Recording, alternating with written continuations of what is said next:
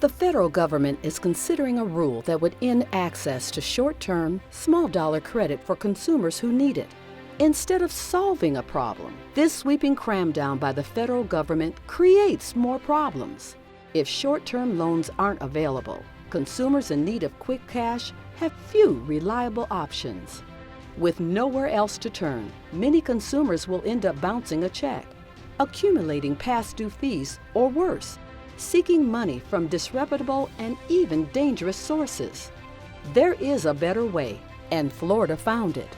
Back in 2001, Florida passed reform legislation to regulate short-term loans and create important consumer protections.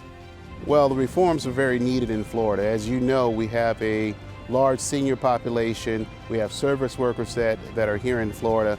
And so before the reform, they were taken advantage of because we had some bad actors.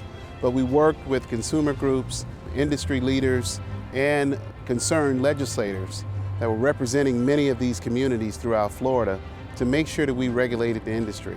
One was to cap it at $500 to make sure that those Floridians didn't find themselves underwater.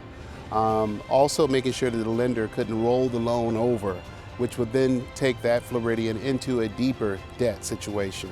Florida replaced those consumer nightmares with important consumer protections. Loans were limited to $500 and 31 days. A 24-hour cooling off period limited how quickly consumers could get another short-term loan. Consumers were offered consumer credit counseling, paid for by the lender, to get their financial life back on track. Who benefited from these changes? Elderly people on fixed incomes, people with unexpected expenses, hard-working Floridians. We're talking about individuals that work every day. We're talking about folks that are trying to make ends meet. To protect them was very key to consumer groups, also to many of us that were in the state legislature at that time. 10,000 jobs have been developed in Florida because we regulated an industry to allow consumers to be able to take out short-term loans.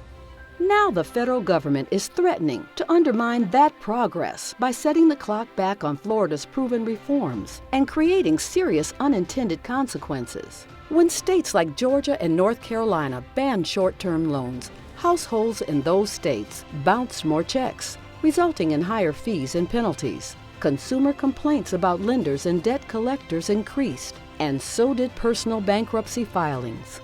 What the federal government is looking to do now is to preempt the Florida law.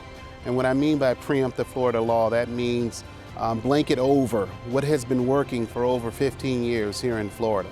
Now more than ever, consumers should let their voices be heard. Make sure that the people in Washington know that we do not want our law watered down here in Florida to where that it doesn't work to protect consumers in the future. Make your voice heard. Share your support for Florida's proven model.